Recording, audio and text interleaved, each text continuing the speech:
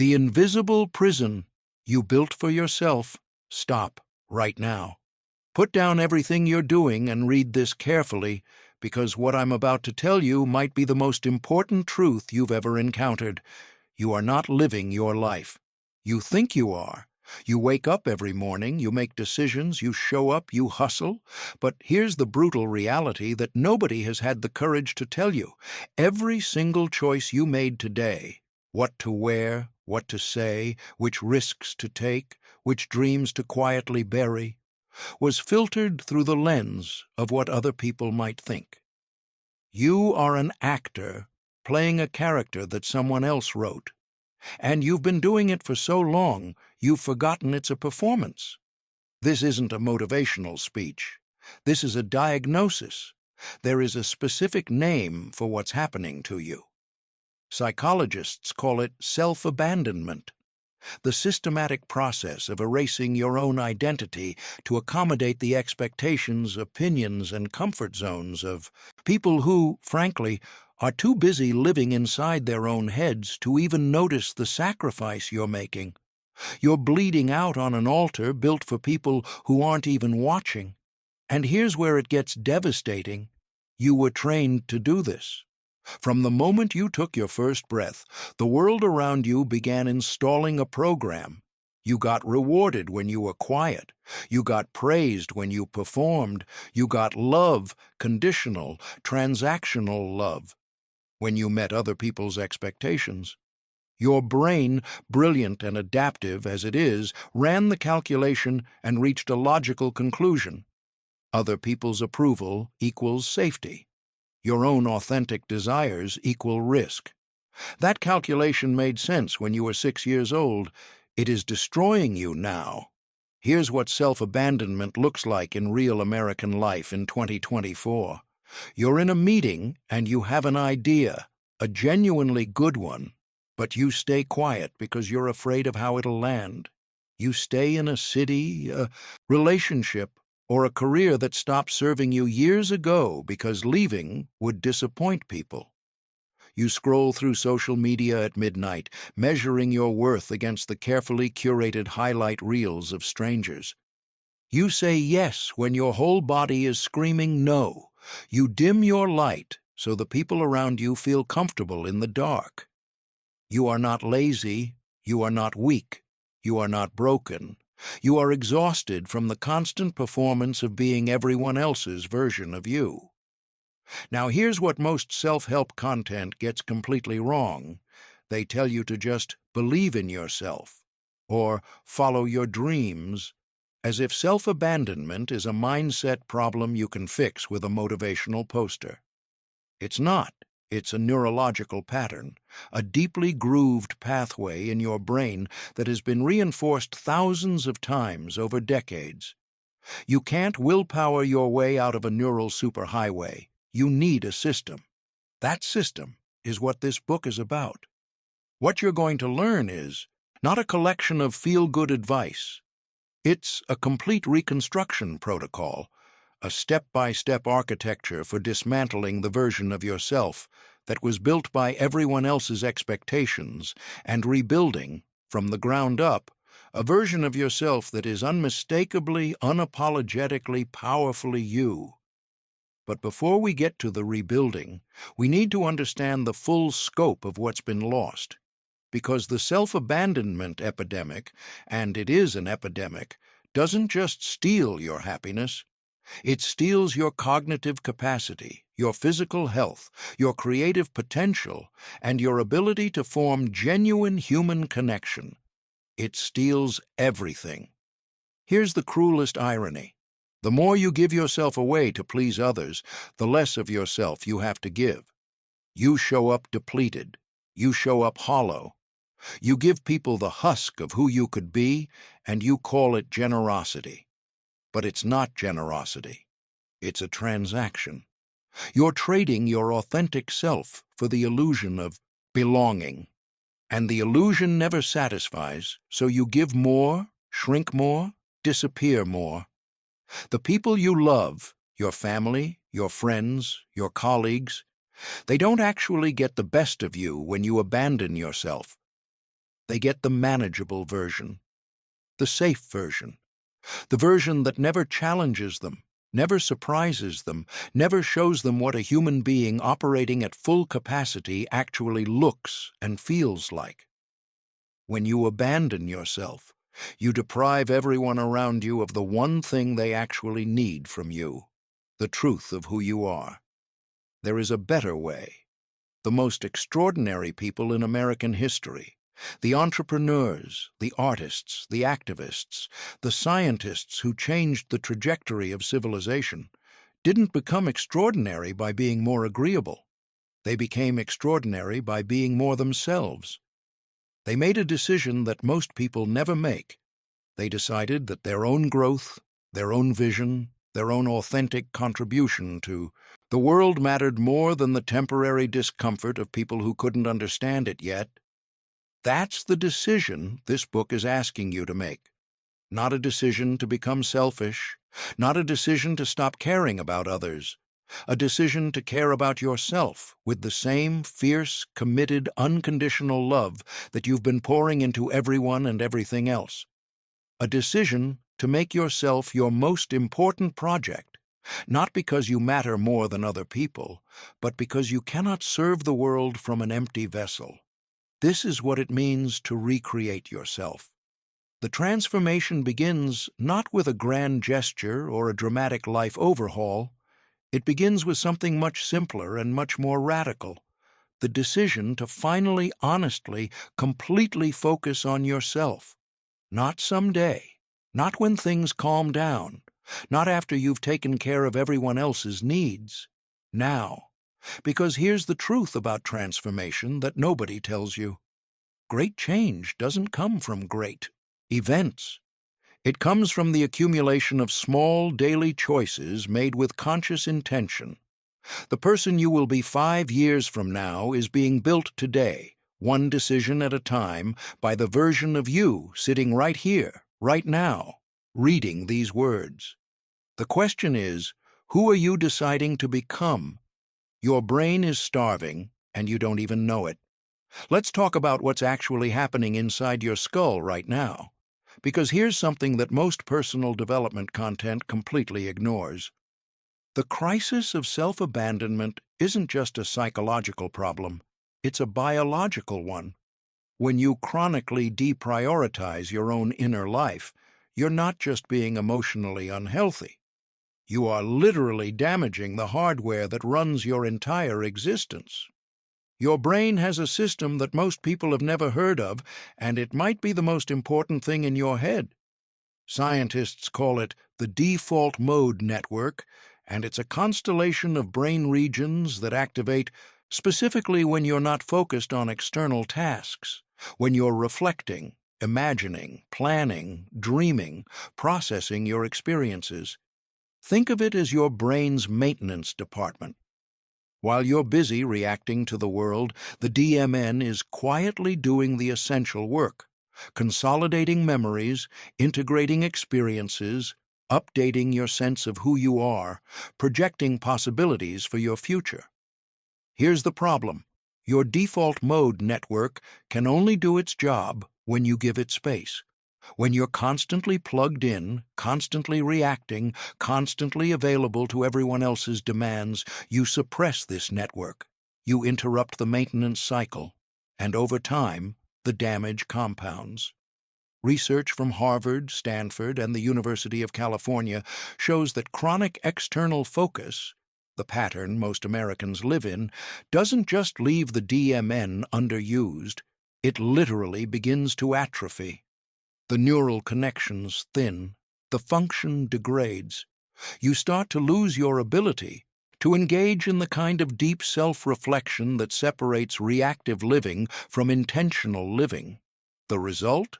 What neuroscientists call continuous partial attention, a state where you're perpetually skimming the surface of your own life.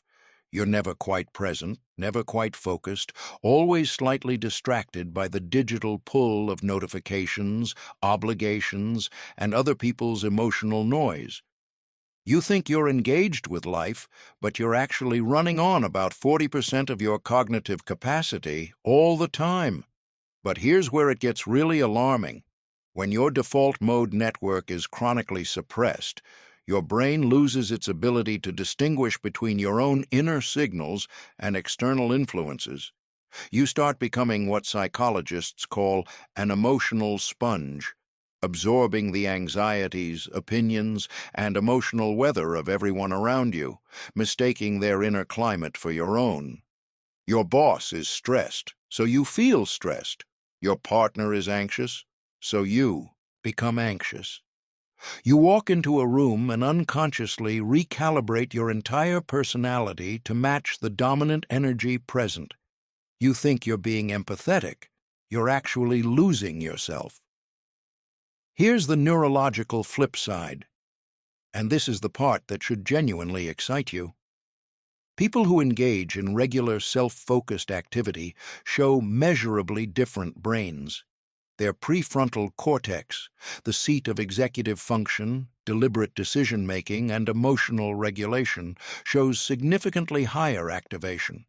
Their amygdala, the brain's threat detection center, which generates anxiety, reactivity, and fear-based decision-making, becomes less hyperactive, less dominant, less loud.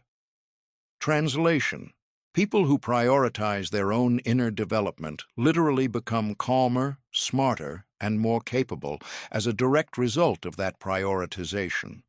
Studies measuring the impact of self-focused practices, journaling, solo reflection time, meditation, even regular walks taken without a phone, show that just 20 minutes of daily inward attention begins to reverse years of neurological erosion. The default mode network reactivates, the prefrontal cortex strengthens, decision-making quality improves, creative problem-solving increases, emotional stability rises. 20 minutes a day, that's the cost of reclaiming your own brain. But there's another dimension to this that most people completely overlook, and it might be the most important one. When your brain is constantly operating in reactive mode, always processing external demands, always managing others' expectations, always scanning the environment for social threats, your body produces cortisol, the stress hormone. And while cortisol is essential in genuine emergencies, chronic cortisol elevation is catastrophic. It impairs memory formation, disrupts sleep architecture, weakens the immune system, accelerates cellular aging, and literally shrinks the hippocampus, the brain structure, responsible for learning and emotional regulation. You are not just losing yourself emotionally. You are physically aging yourself faster through the chronic stress of self-abandonment. The good news, and there is extraordinary good news here, is that neuroplasticity means none of this is permanent. Your brain is not a fixed structure. It is a dynamic, responsive, changeable system that rewires itself in response to new patterns of behavior. The grooves of self-abandonment can be overwritten. The neural pathways of self-focus, self-trust, and authentic identity can be rebuilt, not through wishful thinking, but through deliberate daily practice. Here's something that few people in the self-development space talk about openly. The physical reconstruction of your brain through intentional self-focus is not just about feeling better. It's about becoming cognitively superior in the areas that matter most for creating an extraordinary life. Focus, creativity, emotional intelligence, and long-range strategic thinking. When you consistently prioritize your own internal development, you don't just feel more like yourself. You think more clearly, make better decisions, handle pressure with greater stability, and generate more creative solutions to the problems in your path. Your brain literally upgrades. This is the scientific case for self-focus. It's not indulgent, it's not selfish. It is the biological prerequisite for everything you want to achieve. And here's the thing about the Americans who tend to build the most successful, fulfilling, impactful lives. The startup founders who disrupt industries, the athletes who redefine what the human body can do, the artists who make culture shift. They share one neurological profile. They have robust default mode networks. They spend regular time in deliberate self-reflection. They protect their cognitive resources fiercely. They treat their attention not as an infinite resource to be given away freely, but as the most precious asset they own, because it is. Your attention is the only currency that, once spent, you cannot earn back. Every minute of awareness you pour into managing other people's emotional states, seeking external validation, or suppressing your own authentic responses, is a minute that isn't being invested in the construction of the person you were born to become. The great reconstruction of your life begins in your brain, and it begins the moment you decide that your own inner world, your thoughts, your development, your authentic experience, deserves the same focused investment that you've been giving to everyone and everything else. Starting right now. The approval addiction destroying your potential. You're addicted, and not to anything you've probably considered a problem. You are addicted to other people's approval. And this addiction, this neurochemically identical to heroin dependency on external validation, is quietly and systematically dismantling your potential, your judgment, and your capacity to live on your own terms. Here's exactly how the mechanism works, because understanding it is the first step to escaping it. Every time you receive external validation, a like on Instagram, a compliment from your manager, an approving nod from a parent, praise from a friend, your brain releases a pulse of dopamine, the same neurotransmitter triggered by cocaine, the same reward signal that drives slot machine addiction, sugar dependency, and compulsive phone checking.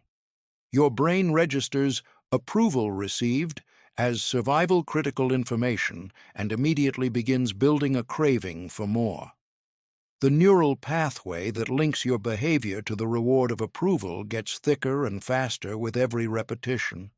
What started as a desire for acceptance becomes a compulsion. What was once a preference becomes a need. And what was once a personality trait, being considerate of others, becomes a psychological prison. But here's the part that's far more damaging than the dopamine cycle itself. Every time you seek external validation instead of generating internal validation, you are weakening your self-trust muscle. Think about what happens to a limb that isn't used. It atrophies. The muscle fibers thin. The neural connections governing that movement weaken from disuse. The same thing happens to your capacity for self-validation. When you cannot make a meaningful decision without polling your social circle for input, when you cannot feel proud of an accomplishment until someone else acknowledges it, when you cannot even know what you want without first checking what everyone around you thinks you should want, your internal compass isn't just pointing in the wrong direction. It has stopped working entirely. This is validation addiction at its endpoint. The complete inability to trust your own instincts, your own judgment, your own sense of direction. You've outsourced the navigation of your life to people who don't know your destination. And here's the most insidious layer of this trap, the one that keeps people stuck for decades without ever understanding why. The people whose approval you're seeking do not want you to grow beyond them. This is not a statement about their character or their love for you. It is a statement about human psychology. People are neurologically wired to feel threatened by others who outgrow them, who achieve beyond them, who evolve past the version of the relationship that was comfortable. Your best friend from college doesn't consciously want to hold you back. But every time you dim your ambition to preserve the comfortable dynamic of your friendship, both of you lose. Your family loves you deeply, and they also have an unconscious investment in you remaining the version of yourself they understand. Your success beyond their frame of reference creates cognitive dissonance for them. So they encourage you, but not too far. They support your growth, but not past the point where it makes them question their own choices.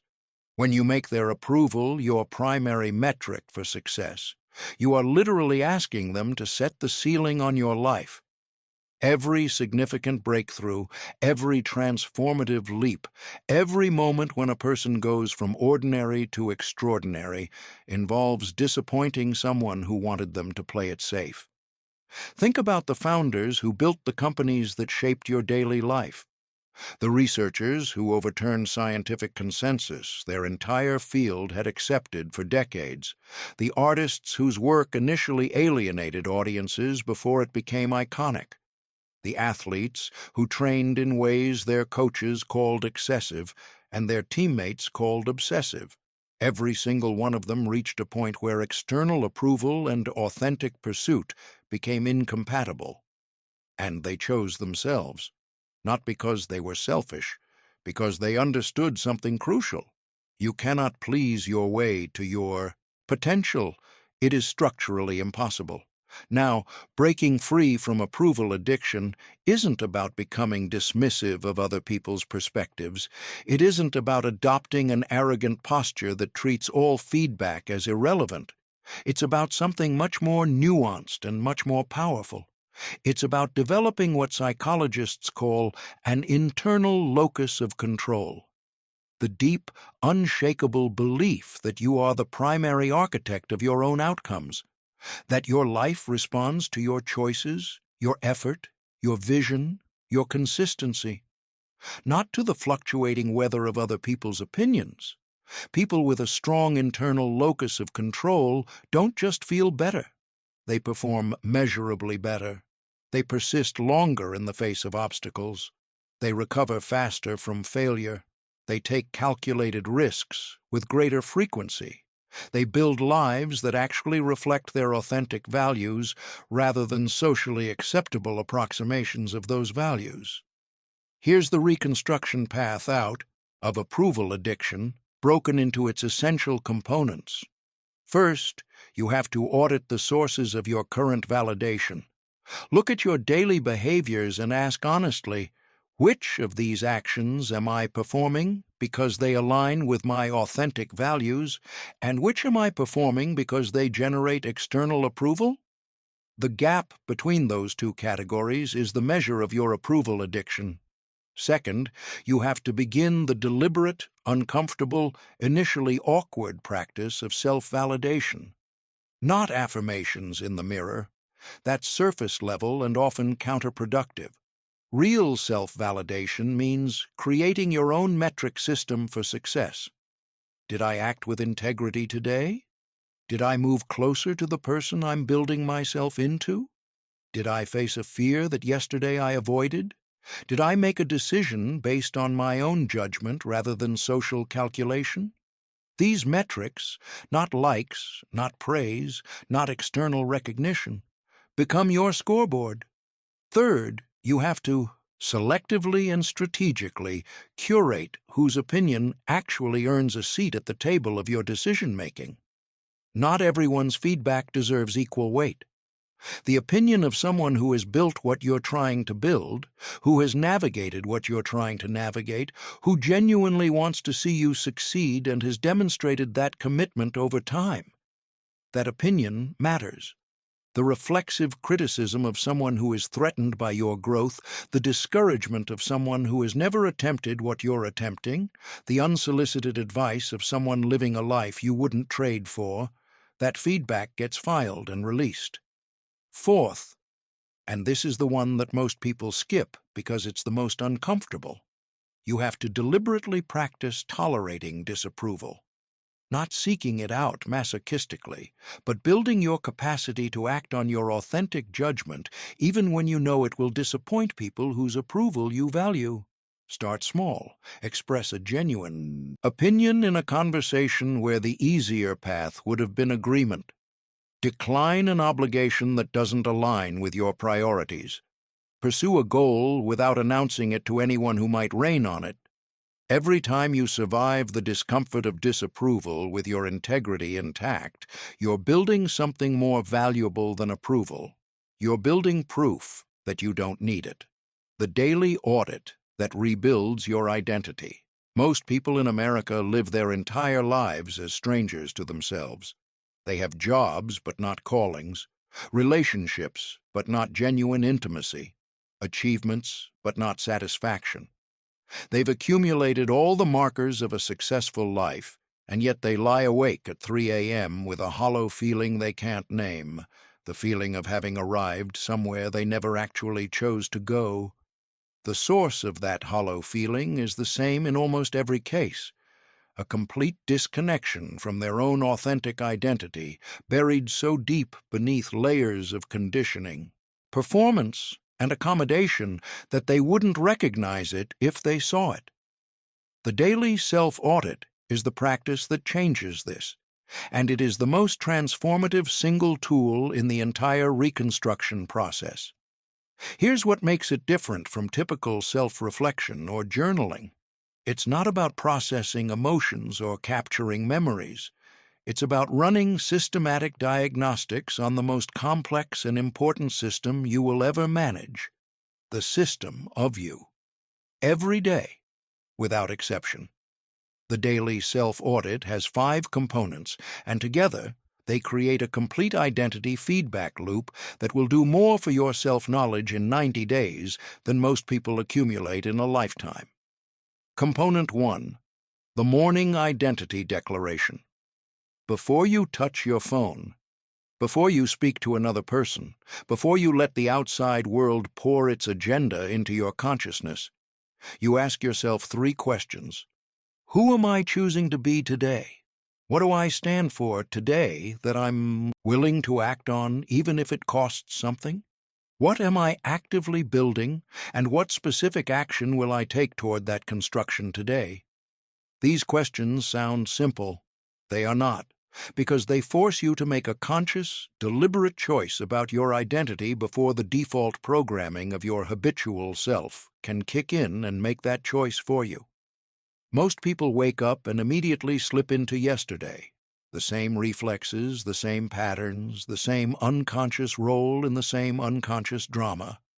The Morning Identity Declaration breaks this cycle.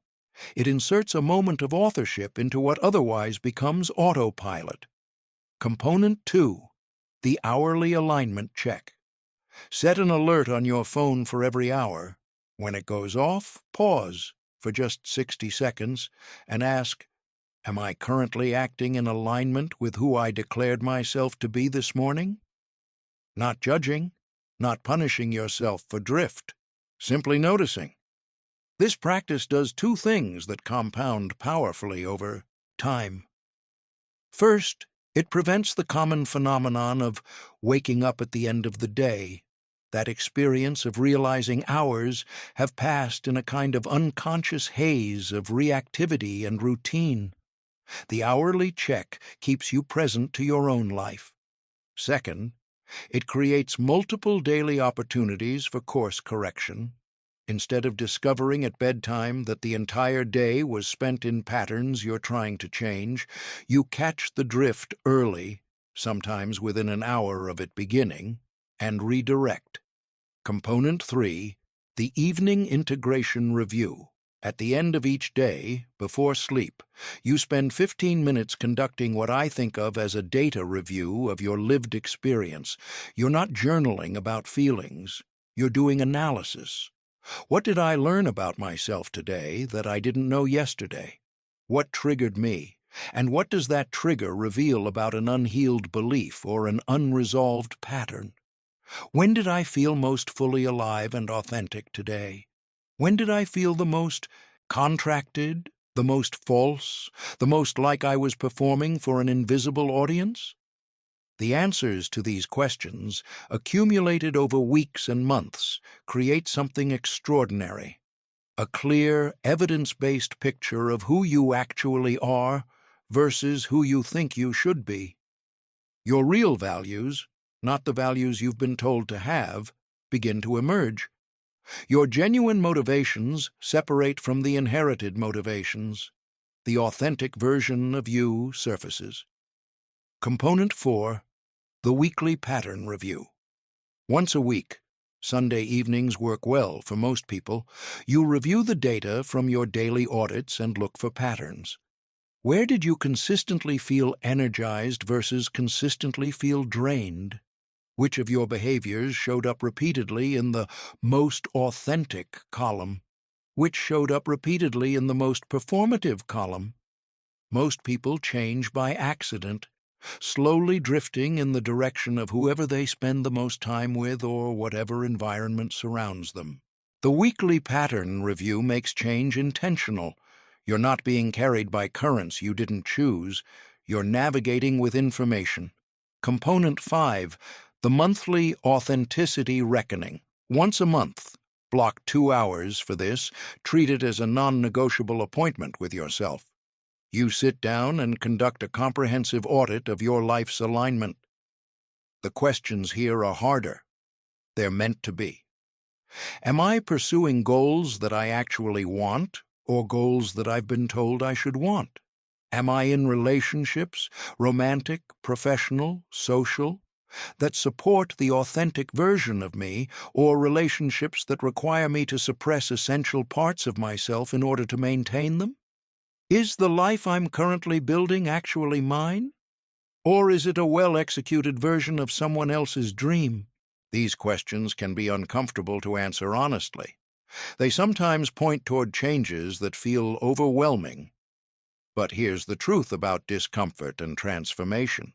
The discomfort of honest self-examination is always smaller than the suffering of spending years or decades building the wrong life.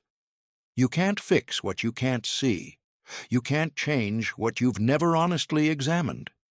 The daily self-audit is the practice that makes both possible. When you commit to this system with consistency, not perfection, but consistency, something remarkable begins to happen around the 30-day mark. You start to feel like yourself in a way that most adults have forgotten was possible. Not some idealized self from a vision board, your actual self. The one who existed before all the conditioning layered on top. The self that is worth building a life around. Escaping the people-pleasing trap. You built your own prison, and you furnished it beautifully. Every time you've said yes, when your body screamed no. Every time you've swallowed your opinion to keep the peace. Every time you've redirected your life's energy toward managing someone else's comfort, you added another bar to a cage that now feels so familiar you've stopped noticing it's there. The prison is called people-pleasing, and it is the single most effective mechanism for guaranteeing that you will live your entire life at a fraction of your potential. Here's what makes people-pleasing so uniquely destructive. It masquerades as virtue. It wears the face of kindness, consideration, generosity, selflessness. The people around you often reinforce it. She's so thoughtful, they say. He's so easy to get along with. You get rewarded for disappearing, so you disappear more until the reward itself starts to feel hollow, and you can't figure out why. The hollowness is because the approval you're receiving isn't for you. It's for your performance. The love that's being offered is not for the person you actually are. It's for the perfectly tailored version of you that never challenges, never inconveniences, never takes up too much space. This is the deepest injury of people-pleasing. The connections it produces are real connections with a false self. The approval you receive cannot satisfy you because it isn't actually directed at you. So you perform harder, you accommodate more, you shrink further, and the approval keeps coming, and the satisfaction keeps not coming. And somewhere deep inside you a slowly growing suspicion begins to take shape. Maybe nobody actually knows you. Maybe nobody ever has. They haven't, because you've never let them. The roots of people-pleasing are almost always planted in childhood. Maybe your household was one where approval was conditional on behavior, where the emotional temperature of the room depended on whether you met certain standards. Maybe expressing your authentic needs created conflict, disappointment, or withdrawal of affection. Maybe you were the child who figured out early that being agreeable was the most reliable path to safety. What was a survival strategy at 8 years old has calcified into an identity at 35. What kept you emotionally safe in a household with limited options now keeps you small in a world of unlimited possibility. The brutal, liberating truth about people-pleasing and achievement is this: you cannot please your way to greatness. The two are structurally incompatible. Greatness requires specificity, specific choices, specific sacrifices, specific commitments that by definition exclude other choices, other people's preferred paths, other people's comfort with your trajectory. Every extraordinary American story, every company built from a garage, every boundary-breaking athletic achievement, every artistic work that made the culture shift, involves a moment, usually many moments, where the person said no, where they chose their own vision over someone else's approval, where they were willing to be misunderstood, doubted, criticized, or quietly unfriended. You cannot have both the approval of everyone and the extraordinary life. You have to choose. Now, here is what breaking free from people-pleasing is not about. It is not about becoming difficult, inconsiderate, or indifferent to the impact of your choices on others. It is not about adopting some performative version of not caring what people think that is really just approval-seeking in a different costume. It's about something much more specific and much more grounded. First, recognize that other people's emotional states are not your responsibility to manage. You can care about someone without being responsible for their feelings. You can be kind without being compliant. The moment someone else's discomfort with your authentic choices becomes sufficient justification for you to abandon those choices, that's the moment you're in the prison. Second, learn the crucial distinction between consideration and accommodation. Healthy consideration means being aware of how your choices affect others and choosing kindness when it costs you nothing essential. Toxic accommodation means sacrificing what is essential about yourself, your truth, your goals, your energy, your authentic expression, to prevent any possibility of someone being disappointed. Third, develop what I call strategic self-prioritization, not selfishness. Strategic self-prioritization, the recognition that you are most valuable to every relationship and every obligation in your life when you are operating from fullness rather than depletion. You cannot offer the world the best version of yourself if you are constantly trading that best version away in exchange for approval. Fourth, build your tolerance for disapproval like a muscle. Start small and get reps in. Express a genuine opinion in a conversation where you would normally have defaulted to agreement. Decline an invitation to an obligation that doesn't align with your actual priorities. Pursue a project with genuine intensity, even knowing that your level of commitment might make someone in your circle feel self-conscious about their own level of commitment. Every time you survive the discomfort of someone's disappointment with your authentic choice and discover that your world did not end, that the relationship did not dissolve, that you are still standing, you build evidence against the fear that disapproval is catastrophic. And you build evidence that you are someone who can be trusted to make choices aligned with your authentic life rather than choices designed to manage the feelings of an invisible audience.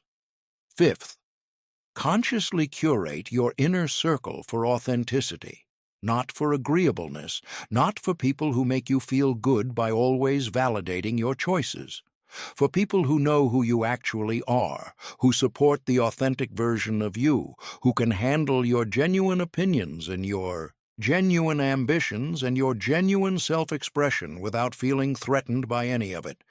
This might mean some relationships need to change. Some will naturally evolve as you do. Some will demonstrate that they were only functional as long as you were compliant, and when you stop being compliant, they'll fade. That's not loss. That's information. Because here's what waits on the other side of the people-pleasing prison. Relationships built on genuine mutual knowledge, genuine mutual respect, and genuine mutual growth. Work that reflects your actual capabilities rather than the careful, safe, small version that won't upset anyone. A life that, when you examine it, actually looks like yours, not someone else's reasonable approximation of it. Yours.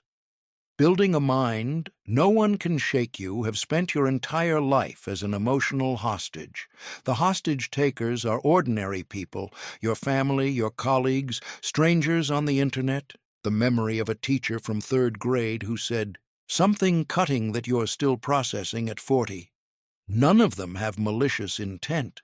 None of them are deliberately trying to destabilize you.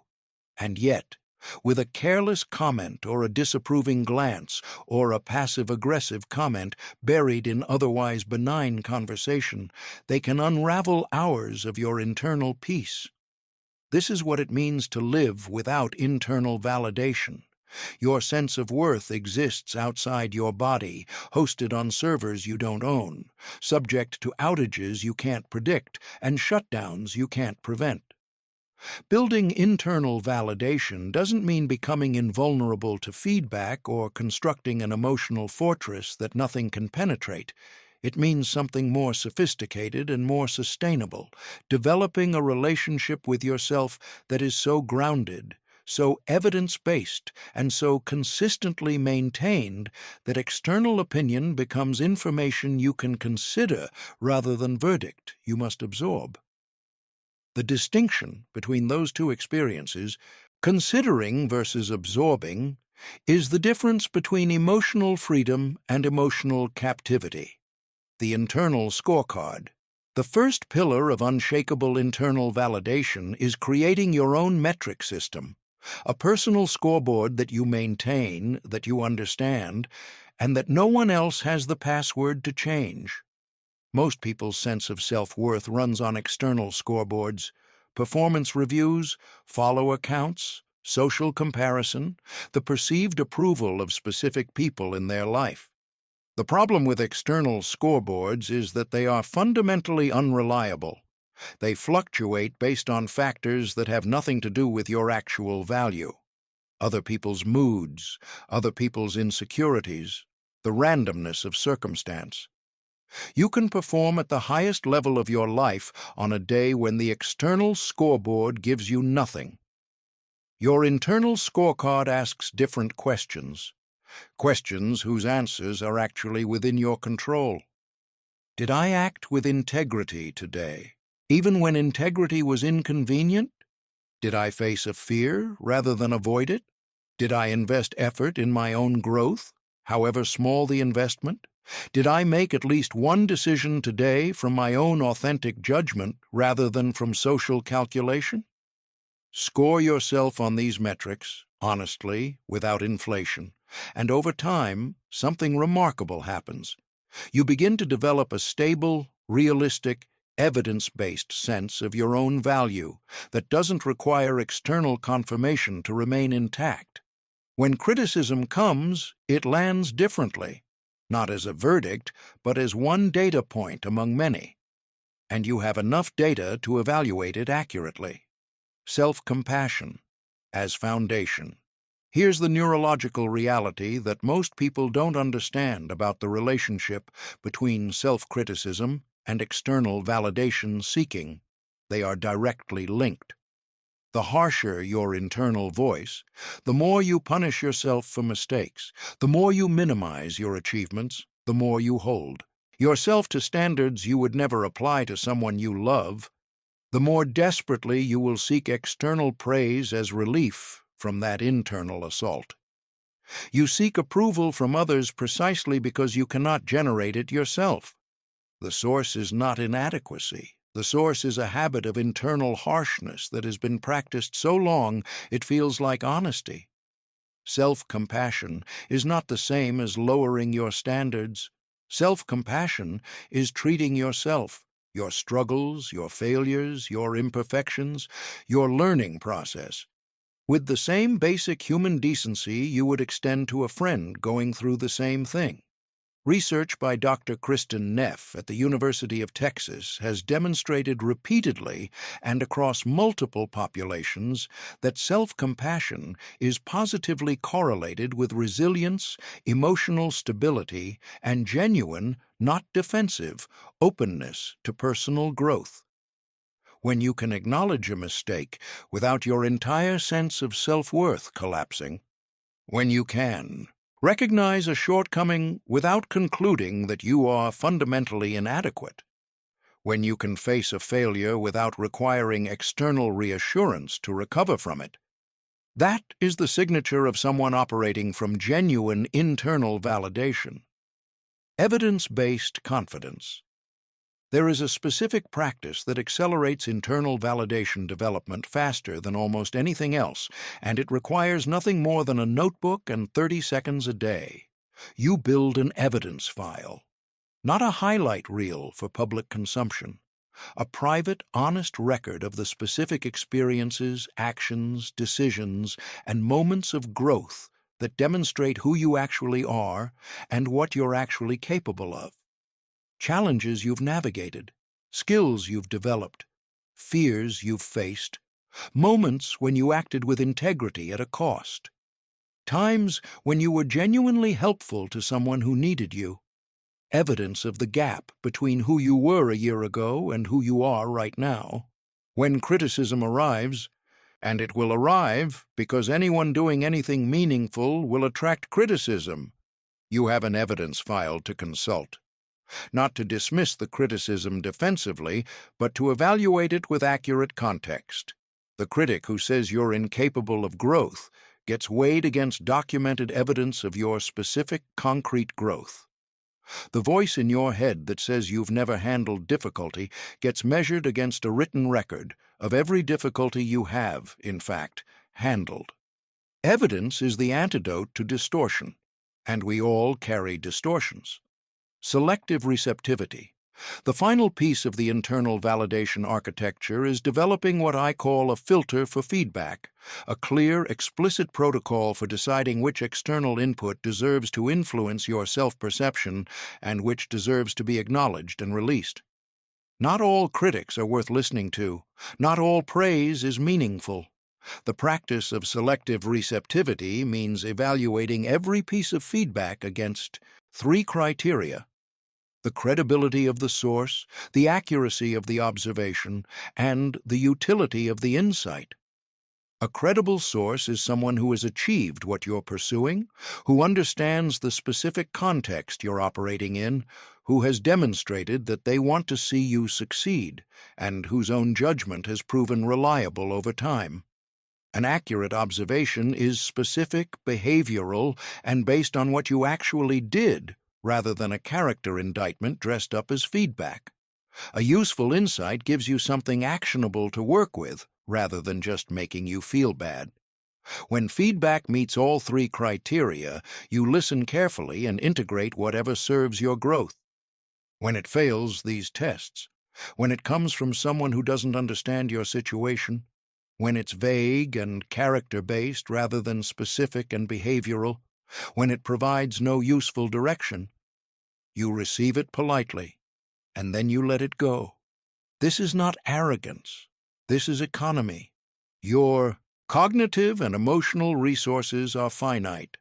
Spending them processing the uninformed criticism of people who don't understand your path is a luxury you can no longer afford. Protect your energy like your life depends on it. It does. Your energy, cognitive, emotional, creative, physical, is the raw material of every achievement you will ever produce, every relationship you will ever build, every contribution you will ever make to the world. It is finite. It is non-renewable on any given day, and right now it is being stolen, not by enemies, not by systems specifically designed to drain you, by the perfectly ordinary phenomenon of living in close proximity to other human beings who are struggling and not having a system for protecting yourself from the gravitational pull of their struggle. Every culture has a word for the people who consistently leave us feeling depleted. But energy depletion isn't primarily a character flaw of difficult people. It's a structural problem created by the absence of protection systems in the people being drained, which is you, which is most of us. Here's the thing about energy depletion that gets missed in most conversations about toxic people and boundary setting. The most exhausting people in your life are often not the ones you'd classify as difficult. They're the ones you love. They're the family member who calls you when they're in crisis and somehow always seems to be in crisis. The friend who has a genuine gift for turning every conversation about your life into a conversation about their life. The colleague who processes their work stress by talking at you for 40 minutes in the break room. These aren't bad people. They're suffering people. And they have found, through trial and error, that talking to you makes them feel better. The problem is that you have not yet learned that it's not your job to be the emotional landfill for everyone else's unprocessed experience. Energy awareness, the starting point. You cannot protect what you cannot see. The first step in energy management is developing conscious, consistent awareness of how different people, environments, and activities affect your energy levels. For 1 full week, track one simple metric after every significant interaction. Do I feel more or less energized than I did before? Don't analyze it. Don't explain it. Just note it. At the end of the week, the patterns will be clear and often surprising. Some of the people you care most about are among the most depleting. Some of the activities you've been treating as obligations are actually energizing. Some of the relationships you maintain out of habit are draining resources you need for your growth. This information is not an indictment of anyone. It's data that allows you to make informed decisions about where you invest your finite energy. Boundary architecture. The word boundaries has been so overused in recent years that it's lost much of its precision, so let's be specific about what we mean. Energy boundaries are not walls. They are not rejection mechanisms. They are not statements about other people's worth. They are filters, deliberate, consciously designed protocols for determining what you allow into your cognitive and emotional space and what conditions you place on that allowance. Energy boundaries include time boundaries that define how much of your schedule is available for interactions that deplete you. Topic boundaries that specify which conversations you are and are not available to host. Emotional boundaries that establish how much of other people's emotional processing you will absorb in any given interaction. And digital boundaries that control the channels and hours through which people can access your attention. Setting these boundaries has nothing to do with caring less about people. In fact, the counterintuitive truth is that people with clear energy boundaries are generally more genuinely present, more genuinely helpful, and more genuinely loving in the time they do give, precisely because they're not running on empty. The emotional firewall. Here's a specific technique for interactions with people whose emotional turbulence tends to flood your system. Before entering any conversation that you know is likely to be emotionally charged, before the difficult family phone call, before the interaction with the chronically stressed colleague, before any conversation where you know the other person is going to bring a lot of emotional weight, you set an intentional internal frame. Their emotions are their emotions, not mine. Their crisis is their crisis, not mine. Their chaos is theirs to navigate. I can be present and supportive without owning any of it. During the interaction, you practice what researchers call emotional differentiation, the ability to acknowledge another person's emotional state clearly and compassionately without assimilating it into your own. You can say, "I hear how difficult this is," without becoming flooded by their difficulty. You can hold space for someone's pain without making it your pain. This is an advanced skill. It requires practice, but it is learnable and it is transformative. Strategic unavailability. You do not owe anyone unlimited access to your attention. This is a statement that will be immediately uncomfortable for people-pleasers. It will trigger the old programming, the sense that being unavailable is selfish, that a good person is always reachable, that boundaries are rejection in disguise. But consider the actual math. If you are available to everyone always, you are focused on yourself, never. And, as we've established, focused self-development time is not a luxury. It's the biological and psychological requirement for performing at any level worth talking about. Strategic unavailability means designating protected time in your schedule that is non-negotiable, and non-negotiable means non-negotiable. Not most of the time, not unless someone really needs me. Non-negotiable. During that time, you are unavailable for other people's demands on your attention. You are investing in your own development. You are doing the work of becoming the person you need to become. When you emerge from that protected time, you have more to offer. Genuinely more. Not the strained, depleted, going through the motions version of yourself that has nothing left to give, but the restored, focused, engaged version that actually shows up for the people and work that matter. Replenishment. As non-negotiable protection from depletion is only half the equation. The other half, and most people completely neglect this half, is active, intentional replenishment. What specifically fills your tank? Not what you think should fill your tank, not what fills other people's tanks, not what is socially approved as a healthy restorative activity, but what actually, in your lived experience, leaves you feeling more energized, more alive, more yourself. Physical challenge often does it, not because you enjoy suffering, but because the focus required for physical difficulty quiets the mental noise that depletes you. Creative work often does it. The experience of making something, solving something, building something with your own hands and mind. Deep conversation with someone who genuinely sees you does it. Solitude does it for some people in ways that no amount of social activity can replicate. Schedule replenishment activities with the same non-negotiable commitment you bring to your most important professional obligations. Because here's the truth.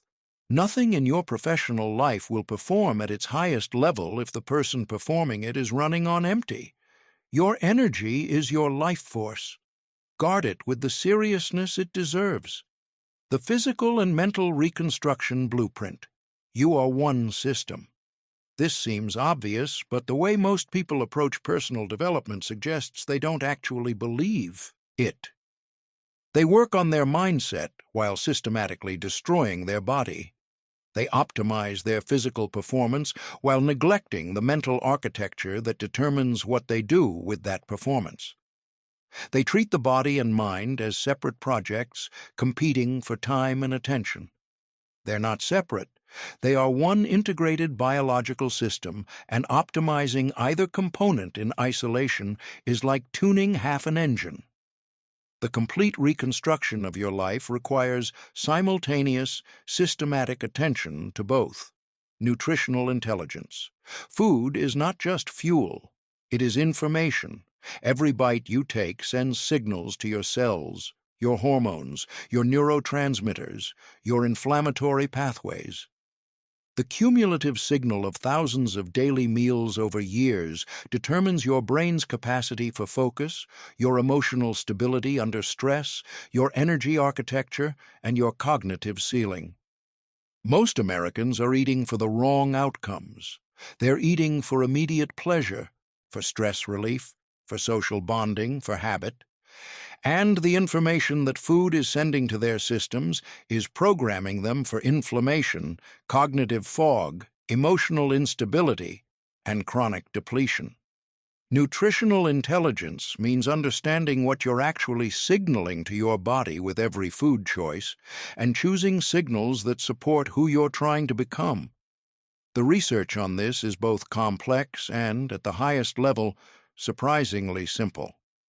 The foods that create chronic inflammation, ultra-processed foods, refined sugars, industrial seed oils, artificial additives, impair cognitive function, destabilize mood, disrupt sleep, and accelerate aging. The foods that reduce inflammation and support optimal function, whole proteins, healthy fats, complex carbohydrates, abundant micronutrients, do the opposite. You don't need a nutritional PhD to apply this. The closest rule to universally applicable, if it was made in a factory and has more than 5 ingredients you can't pronounce, it's probably sending the wrong message to your biology. Movement mastery. The human body was designed by millions of years of evolution for physical challenge. It was not designed for sitting in chairs for 10 hours a day interacting with glowing rectangles. The mismatch between what your biology expects and what modern American life delivers is one of the primary drivers of the anxiety epidemic, the attention epidemic, and the chronic illness epidemic. Movement is medicine, not a metaphor, actual medicine, with documented pharmacological effects on the brain. Regular cardiovascular exercise increases production of brain-derived neurotrophic factor, a protein that literally promotes the growth of new neurons and protects existing ones. Strength training develops psychological resilience.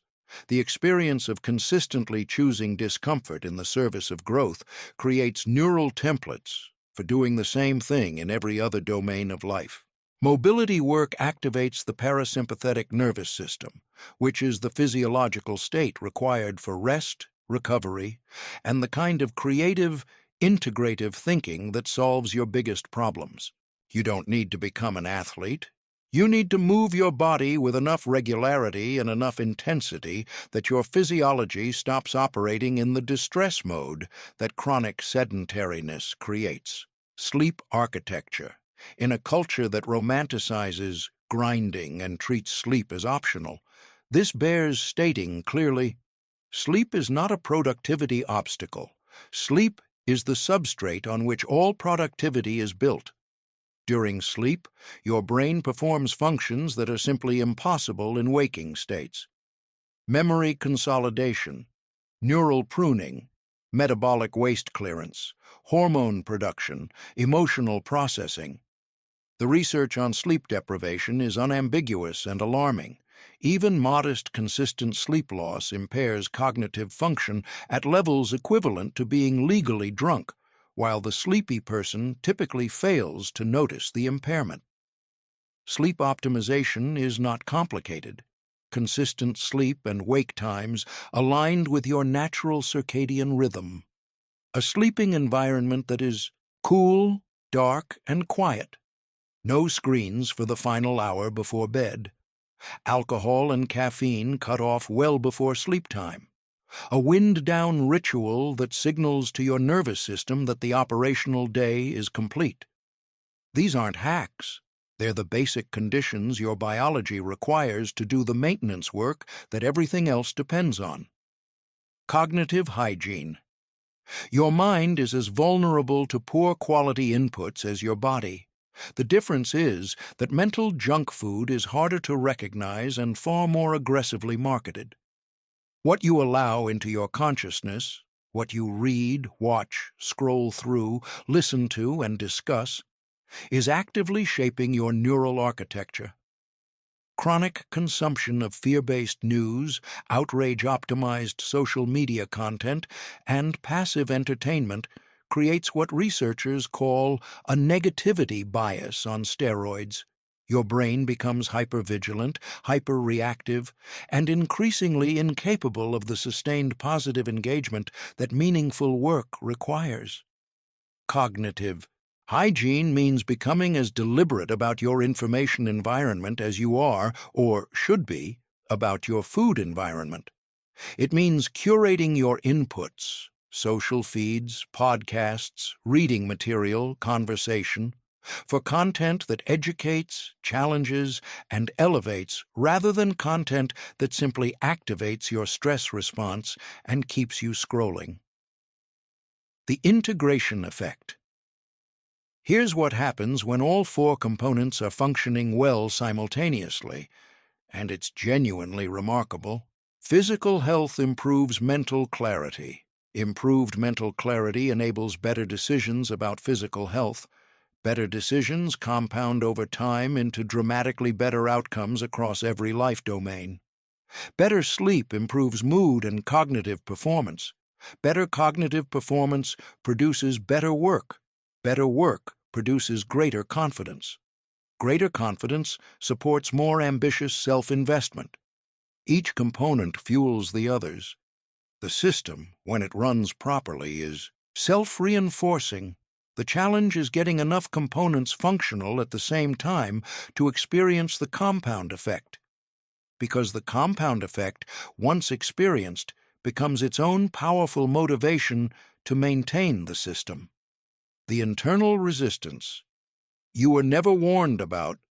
You've been sabotaged, but not from outside.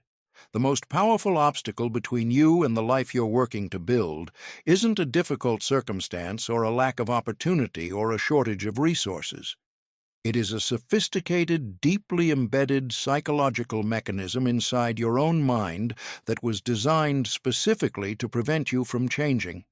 It's called internal resistance. It is universal. Every human being who has ever attempted meaningful change has encountered it. But most people don't know what it is, which means they mistake it for evidence of inadequacy, lack of willpower, or fundamental unsuitability for the life they want. They give up. They conclude that growth of this kind isn't for them, it is for them. They just didn't understand what they were up against. Your subconscious mind's primary operational mandate is not your happiness, it is not your fulfillment, it is not the realization of your highest potential, it is survival. Specifically, the preservation of whatever current pattern has the longest track record of producing survival-level outcomes. Your subconscious doesn't evaluate whether your current patterns are good for you. It evaluates whether they're familiar. Familiar equals safe. Change equals unknown. Unknown is treated as threat. This means that every time you attempt to grow, to implement a new habit, to break an old pattern, to pursue a goal that requires you to become someone different than you currently are, your subconscious interprets the attempt as danger and deploys its defense mechanisms. These mechanisms are sophisticated, context-sensitive, and designed to feel like rational thoughts rather than psychological defense. The comfort zone. Gravitational. Pull. Your current behavioral patterns are neurologically encoded. They exist as established, well-myelinated neural pathways that activate automatically and with minimal effort. New behaviors, the ones required for the life you're building, run on new, thin, poorly connected pathways that require conscious effort and produce the uncomfortable sensation of difficulty. Your brain, optimizing for efficiency, will perpetually pull you toward the established pathways. This shows up as the irresistible desire to skip the morning practice you committed to, the sudden fatigue that appears precisely when you sit down to work on your most important goal, the creative distraction that materializes exactly when sustained focus is required. The solution is not to try harder. The solution is to understand that the gravitational pull is neurological, not moral, and to commit to new behaviors anyway, consistently enough and long enough that the new pathway becomes the established one. Identity protection. Your subconscious holds a model of who you are. Every time your behavior contradicts that model, every time you begin to succeed at something your self-concept marked as beyond you, your subconscious initiates corrective action. This is why people often sabotage themselves precisely when they're closest to a breakthrough, why they get sick the week before a major opportunity, why they blow up relationships that are finally going well, why they make financial decisions that undo progress right when progress is becoming visible. It's not self-destructiveness, it's identity defense, and the solution is not to fight it directly. It's to gradually update the identity model through consistent evidence of new behavior until the new behavior is the identity. Perfectionism, paralysis. Your mind will use impossibly high standards as a reason to never begin. It will tell you that if you can't do something perfectly, there's no point in attempting it at all. It will present endless reasons why conditions aren't quite right yet, why you need a bit more preparation, why starting now would be premature. This is not caution. This is paralysis wearing the costume of wisdom. The antidote is strategic imperfection, the deliberate commitment to beginning before you're ready, to shipping before it's perfect, to learning through execution rather than preparing for an execution that never happens. Done imperfectly is infinitely more powerful than planned perfectly. Fear-based forecasting. Your mind specializes in disaster scenarios. Given the task of evaluating any proposed change to your current patterns, it will helpfully generate vivid, detailed, emotionally compelling images of every possible negative outcome, while completely ignoring the equally vivid positive outcomes that are available from the same choice. This isn't a character flaw. It's a survival mechanism operating in the wrong context. Your ancestor, who assumed the rustle in the bushes was a predator, not the wind, survived. The one who assumed it was the wind did not. Your brain is still running that program in an environment where the rustles are not predators. They're growth opportunities that feel unfamiliar. The practical solution: when you notice catastrophic future projection beginning, run a reality test. What is the actual worst-case outcome, and how likely is it? What is the realistic outcome, and what would you do with it? What is the possible best-case outcome, and what would it mean for your life? Fear-based forecasting only has power when its projections go unexamined.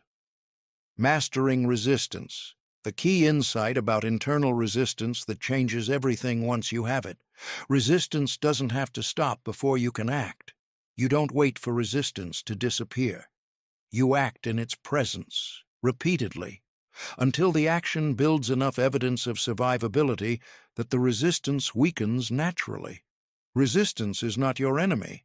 It is a misguided ally applying the wrong tool to the wrong situation. Your relationship with resistance transforms when you stop experiencing it as an obstacle and start experiencing it as a signal. Specifically, a signal that you are moving toward something your subconscious considers significant. If you feel resistance, you're probably going in the right direction. Advanced strategies for the top 1%. Everything up to this point has been foundation. Essential, non-negotiable foundation, but foundation. What follows is what gets built on it. The strategies in this chapter are not for people who have just started their reconstruction. They're for people who have the basics running, who have experienced the early results of consistent self-focus, and who are ready to shift from linear improvement to exponential growth. The distinction between people who improve steadily and people who transform exponentially is not talent, circumstance, or even effort. It's the sophistication of their self-optimization strategy. Top performers think about their own development differently, more systematically, more long-range, and with a more nuanced understanding of how different areas of growth interact with each other. Systematic self-optimization. Most people approach personal development like tourists, sampling this technique, trying that framework, following this teacher, then that one, accumulating a collection of unintegrated practices without a coherent architecture connecting them. Advanced practitioners approach self-development like engineers approach complex system design. They understand that they are a system with physical, psychological, social, cognitive, and environmental components, and that optimizing the system requires understanding not just each component in isolation, but how each component influences every other component.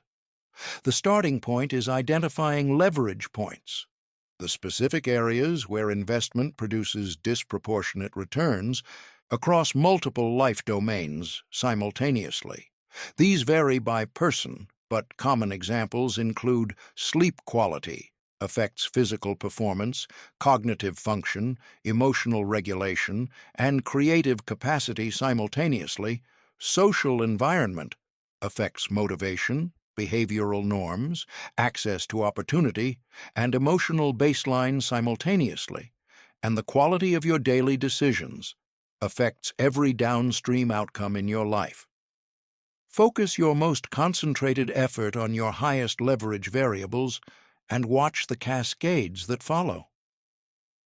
Temporal intelligence. You exist across multiple time horizons simultaneously. Your immediate moment, your daily patterns, your weekly rhythms, your monthly arc, your annual trajectory, your lifetime mission. Most people optimize for only one or two of these horizons, usually the immediate moment and the immediate future, while remaining effectively blind to the others. This creates the common experience of winning tactically while losing strategically. You handle today's priorities brilliantly while building patterns that, compounded over 10 years, produce outcomes you'd never have consciously chosen. Temporal intelligence is the practice of making decisions that optimize across all time horizons simultaneously. It requires asking not just, "What do I want to do right now?" but "What will the version of me 10 years from now most wish I had done right now?" This is not an abstract question. It is a concrete decision-making tool that, practiced consistently, produces dramatically different behavioral choices than single-horizon optimization. Identity architecture. While most people allow their identity to form through accident, the residue of experience, the influence of environment, the sediment of habit, advanced practitioners design their identity with the intentionality of an architect. They understand that identity is not fixed, but constructed, and that the construction can be conscious or unconscious. They choose the former. Identity architecture operates at 3 levels: core identity, your fundamental values and sense of purpose; functional identity, the capabilities and roles you develop; and expressive identity, how you present yourself and are perceived in different contexts. Each level can be designed, refined, and upgraded. None of them requires you to be anything other than authentically yourself. The architecture shapes expression, not essence. Adversity utilization. The people who achieve the most remarkable things are not the people who experience the least adversity. They are the people who have become most skilled at metabolizing adversity, at extracting the maximum developmental value from every difficulty they encounter. Adversity utilization is a systematic practice with 3 phases: extraction, identifying the specific lessons, capabilities, and insights available in a difficult experience; integration, incorporating those lessons into your behavioral and cognitive frameworks; and transformation, using the difficulty as fuel for becoming more than you were before you encountered it. This is not optimistic reframing. It is a specific skill that can be deliberately developed, and its development creates what researchers call post-traumatic growth, measurable increases in psychological strength, perspective, and compassion that are directly attributable to how a person processes and uses difficult experiences. Anti-fragility. The concept, developed by scholar Nassim Nicholas Taleb, describes systems that don't merely survive stress but actually become stronger because of it. This is different from resilience, which describes the capacity to return to a previous state after disruption. Anti-fragility describes the capacity to use disruption as building material. Applied to personal development, instead of trying to protect your life from volatility and uncertainty, which is both impossible and counterproductive, you build a life that benefits from volatility. You develop multiple capabilities so that setbacks in one area accelerate growth in another. You create multiple income sources so that economic disruption opens rather than closes opportunities. You build optionality so that unexpected change reveals paths you wouldn't have seen from your previous stable position. Anti-fragility is the advanced architecture of a life designed not to withstand the unexpected, but to thrive because of it. Momentum that compounds forever. The experience of most people who attempt personal development is a cycle: intense effort, meaningful progress, plateau, loss of momentum, regression, restart. They spend years running the same loop, making progress and then losing it, never quite escaping the gravitational pull back to their starting point. The breakthrough out of this cycle is understanding what momentum actually is. It is not sustained effort. It is not consistent willpower. It is not the result of trying harder. Momentum is the product of deliberately designed systems that make each success easier to achieve than the last. It is structural, and building it is an engineering problem, not a character problem. Progression stacking. Most people pursue their various goals as if each one were an isolated project requiring a separate investment of effort and time. They want to improve their physical health, and build their business, and strengthen their relationships, and develop their skills. And they treat these as competing demands on a limited budget of energy. Progression stacking reframes this completely. The question becomes, which capabilities, when built first, create the foundation that makes every other goal easier to achieve? Which investments compound across multiple domains? For most people, the answer begins with physical health and daily routines, because these affect cognitive function, emotional stability, energy levels, and discipline architecture, all of which serve every other goal simultaneously. When you build physical health first, you're not investing in fitness at the expense of career or relationships. You're investing in the performance substrate that every other area runs on. Map your goals by dependency. Start with the ones that serve as foundation for all the others. Stack your progressions so that each achievement makes the next more accessible. Compound skill development. Some skills are linear. They improve your performance in one specific context. Learning to code better makes you a better programmer. Learning to cook better makes you a better cook. Other skills are exponential. They improve your performance across every context. Learning to learn faster makes you better at everything you'll ever learn.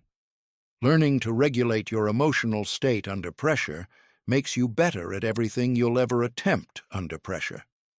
Learning to communicate with genuine clarity makes you better at every relationship and every professional situation you'll ever enter. Advanced practitioners identify the meta skills, the skills that improve skill development itself, and prioritize these above specific domain skills. The return on investment is not linear but geometric. Success momentum. Capture. Every significant achievement generates a burst of confidence, credibility, and often practical resources, connections, attention, access, that most people fail to leverage. They achieve something meaningful and then immediately pivot to the next challenge, leaving the momentum of the previous win unharvested.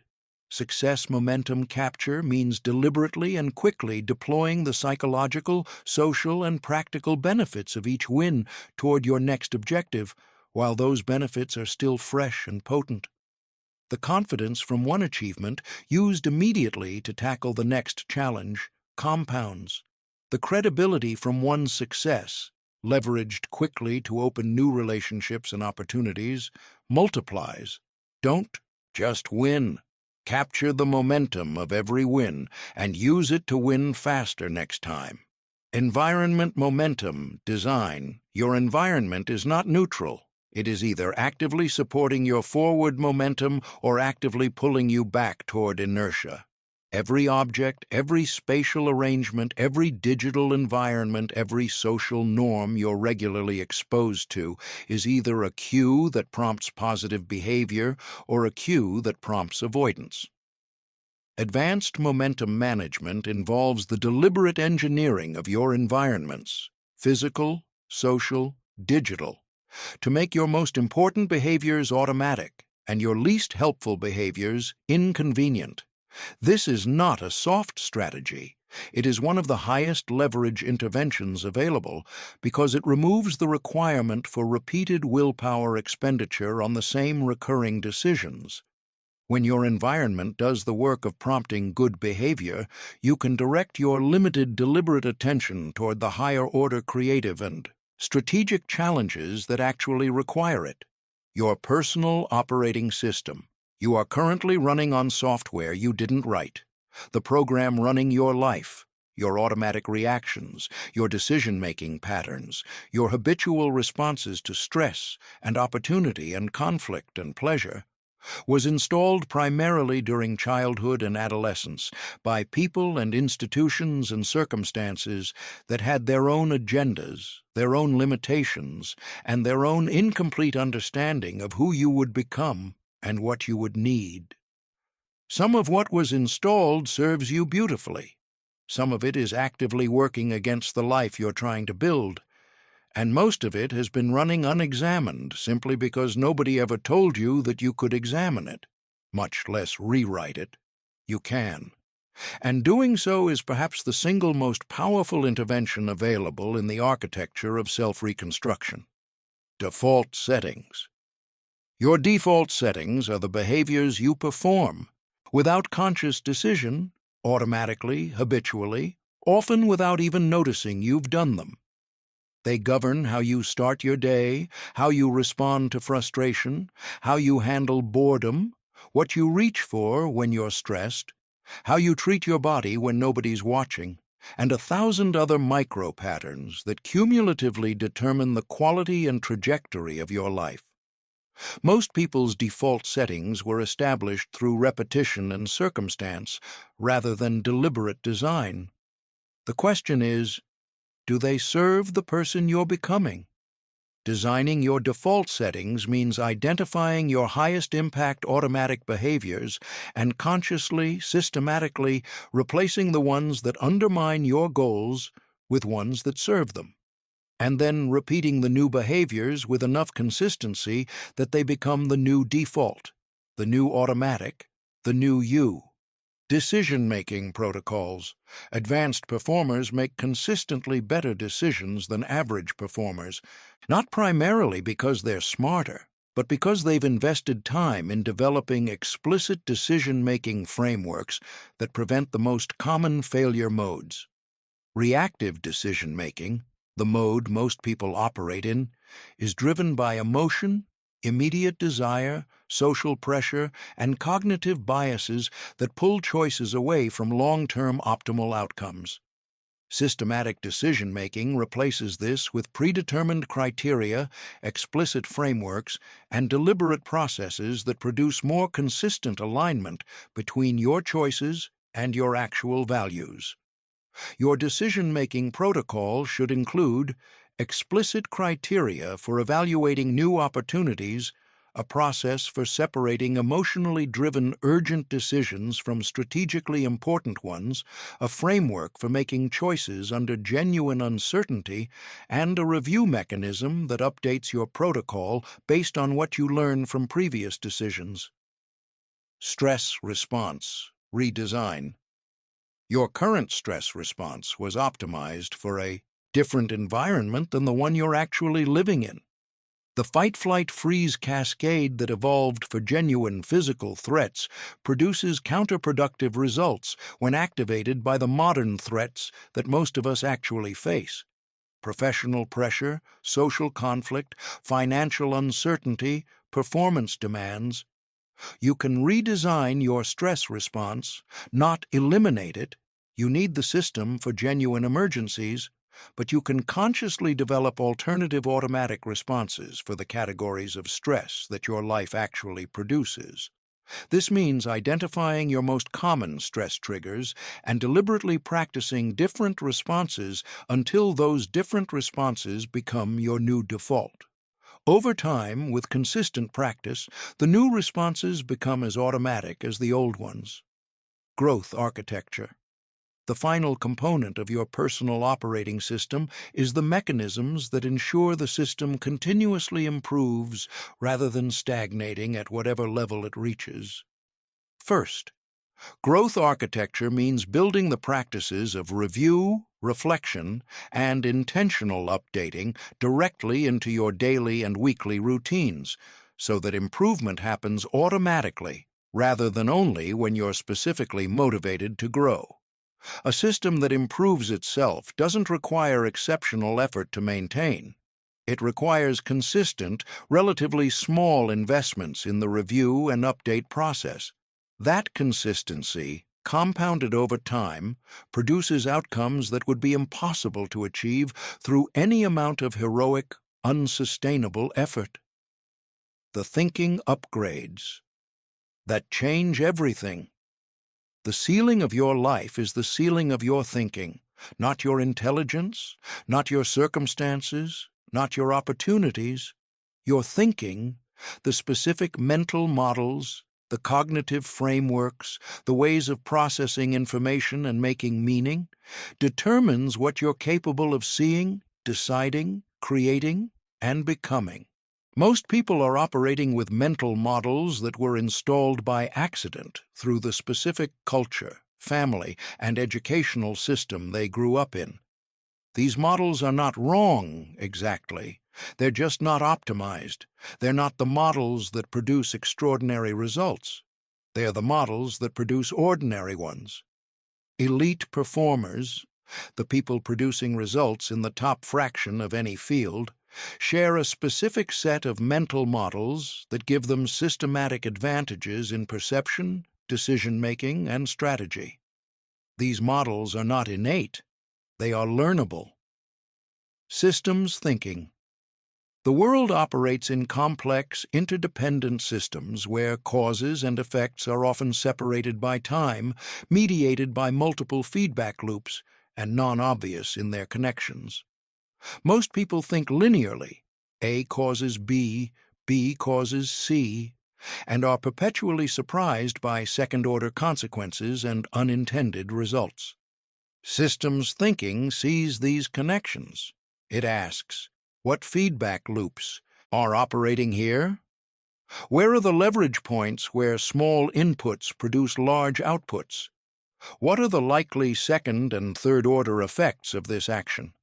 Applied to your own life, systems thinking means understanding that improving your physical health improves cognitive function, which improves decision quality, which improves professional performance, which reduces financial stress, which improves relationship quality, which improves physical health.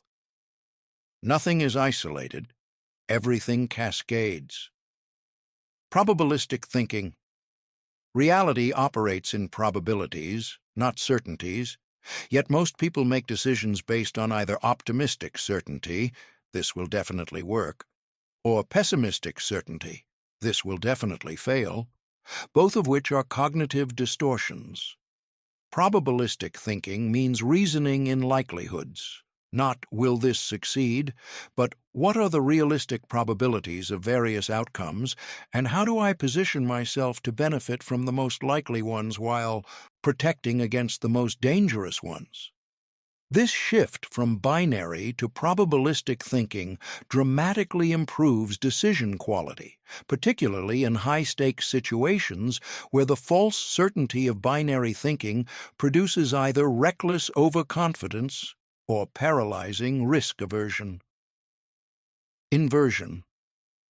One of the most powerful thinking tools available is the habit of approaching problems backward. Instead of asking, "How do I succeed at this?" you ask, "What would guarantee failure here? And how do I systematically eliminate those factors?" Inversion is powerful because it's often easier to identify failure conditions than success conditions, and because eliminating the most common causes of failure automatically increases the probability of success, even without a perfect positive strategy. Applied to your personal development, what specific behaviors, if maintained, will guarantee that you never reach your potential? What patterns, if continued, will ensure that 5 years from now you're no better off than today? Map those failure conditions, then build your system around their systematic elimination. Second-order thinking. Every action produces immediate consequences and delayed consequences. The immediate consequences are visible, the delayed ones are not. Most decisions that feel obviously good in the short term produce problematic outcomes when their second and third-order effects unfold over time. And most decisions that feel uncomfortable or difficult in the short term produce extraordinary outcomes when their effects compound. The habit of asking, "And then what?" before making significant decisions, forcing yourself to trace consequences at least 2 or 3 steps forward, is one of the highest leverage thinking upgrades available. Compound interest. Thinking applied not just to money, but to everything. Skills, relationships, habits, health, reputation, knowledge. Small, consistent investments, held for long enough, produce results that feel mathematically impossible until you understand the underlying mechanics. 1 hour of focused learning every day for a year is 365 hours. Over a decade, that's 3,650 hours. In 10 years, you can become genuinely expert, not just competent, but world-class expert, in any domain where you choose to invest that consistent hour. The key word is consistent. The magic is in the compounding, not the intensity of any individual investment. Discipline that doesn't feel like discipline, the version of discipline that most Americans have been sold, is punishing, unsustainable, and built on the wrong foundation. It's the discipline of white-knuckled willpower, forcing yourself to do things you fundamentally don't want to do through sheer force of character every single day, forever. This version of discipline fails for almost everyone because willpower is not a character trait. It's a cognitive resource that depletes with use and requires rest and replenishment to restore. Building your entire behavioral architecture on depleting willpower is like building a house on sand. Excellent when conditions are ideal, catastrophic when they're not. Real discipline, the kind that sustains extraordinary performance over years and decades rather than weeks and months, is built on an entirely different foundation. It doesn't feel like forcing yourself. It feels like being yourself. Identity-based habits. The most important shift in understanding discipline is moving from outcome-based habits, "I exercise because I want to lose weight," to identity-based habits, "I exercise because I'm someone who invests in physical health." The difference sounds subtle. The consequences are enormous. When your habits are attached to outcomes, your motivation is contingent on the outcome remaining desirable. When the weight loss slows, when the results plateau, the motivation weakens, the habits falter, and you're back to square one. When your habits are expressions of identity, behaviors that are consistent with who you understand yourself to be, they become self-sustaining. You don't need to motivate yourself to be yourself. You just need to become someone who makes these choices. This is why the work of identity reconstruction in the early chapters of this book is not peripheral. It is the foundation on which everything else, including sustainable discipline, is built. Environmental design. The most sophisticated discipline strategies don't rely primarily on willpower, motivation, or identity. They rely on structural engineering of the environment to make desirable behaviors automatic and undesirable behaviors inconvenient. If you want to read more, put a book on your pillow. If you want to exercise consistently, sleep in your workout clothes. If you want to eat better, remove the foods you're trying to eliminate from your home environment. If you want to work with more focus, design your workspace to minimize digital interruption. These seem like small changes. They are small changes, but their aggregate effect on behavior is enormous because they shift the path of least resistance from the behaviors you're trying to avoid to the behaviors you're trying to build. Willpower fights against friction. Environmental design eliminates friction. Microdiscipline and progressive overload. The most common failure mode in building discipline is attempting too much too fast, going from minimal structure to maximum structure overnight, burning out in 2 weeks, and concluding that you're incapable of discipline. Discipline is a capacity that can be built systematically through progressive overload, the same principle that governs physical training. You start with commitment so small that failure is nearly impossible. You demonstrate consistency at that level. Then you incrementally increase the challenge. Begin with commitments that seem almost embarrassingly small. 5 minutes of daily journaling. 1 glass of water first thing in the morning. 2 minutes of deliberate planning before starting work. The size is not the point. The consistency is the point. And the psychological effect of consistently keeping commitments to yourself, however modest, builds something no motivational program can install: the deep, evidence-based belief that you are someone who follows through. Systems over motivation. Motivation is an emotion. Emotions are temporary. Systems are structural. Systems work regardless of how you feel. The goal of building sustainable discipline is to make your most important positive behaviors independent of motivation, to structure them into systems that run automatically whether you're inspired or exhausted, enthusiastic or depleted, in the mood or completely out of it. This is the difference between transformation and performance. Performance requires the right conditions.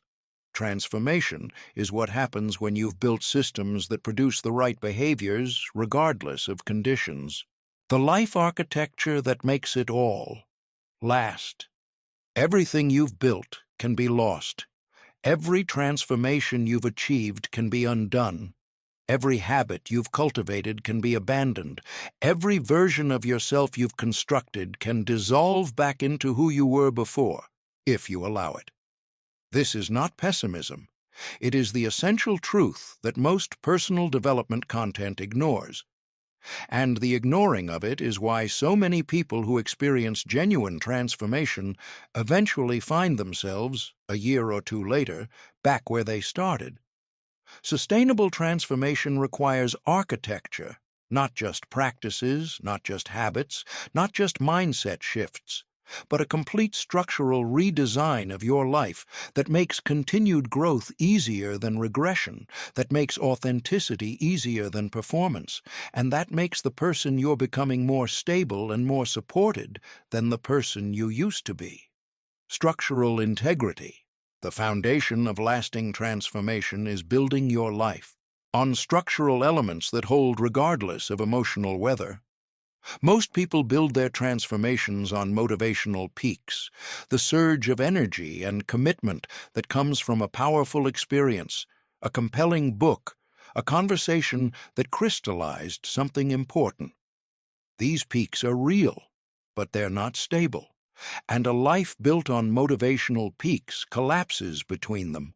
Structural integrity means building your transformation on systems, habits, and environmental design rather than feelings, and building it with redundancy so that when any single component falters, the others maintain enough momentum to carry the system through until that component can be restored. Continuous evolution programming. The maintenance mindset.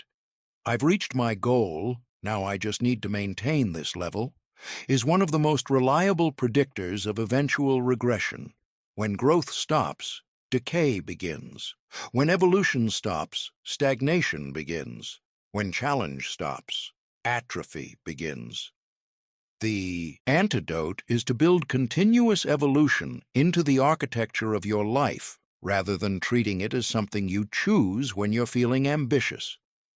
Regular challenge, consistent learning, periodic stretching beyond your current comfort zone as a structural feature of your routine, not an occasional act of will.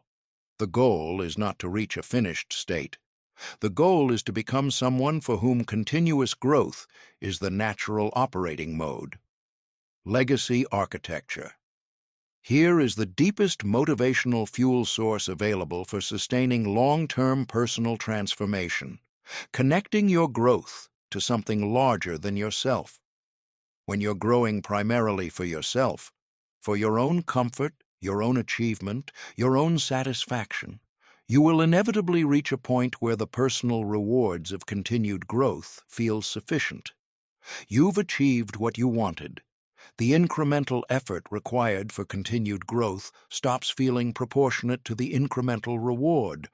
But when your growth serves something larger, when the better version of you is more capable of contributing to others, serving a mission that matters to you, modeling possibility for people who need to see it lived, the motivation becomes self-sustaining in a way that personal ambition never fully can be. This is not a call to abandon personal ambition. It is a call to connect personal ambition to something that transcends it.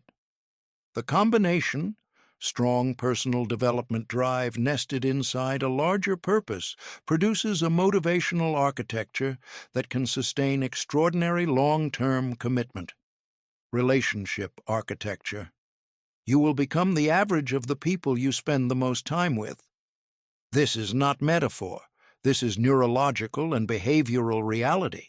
The norms, beliefs, behaviors, and standards of your social environment are continuously being downloaded into your own operating system through the mechanisms of social comparison, social proof, and plain old habitual imitation.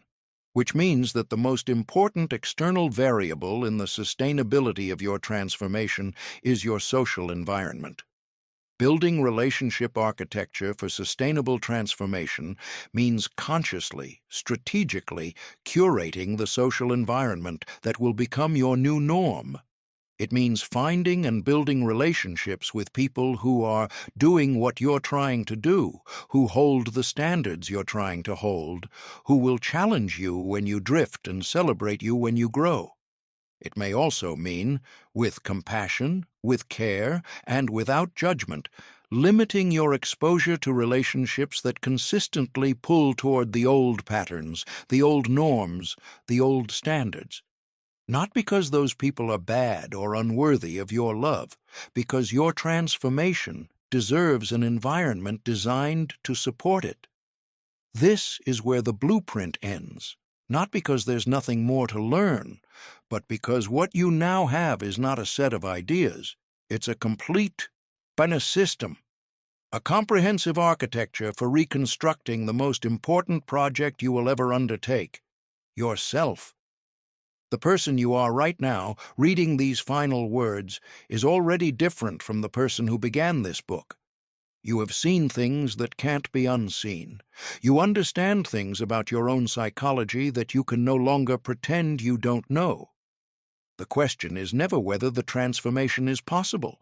The neuroscience, the psychology, the lived evidence of millions of people who have done exactly this work, all of it confirms that the transformation is not just possible. It is available to you, specifically, starting exactly where you are, with exactly what you have.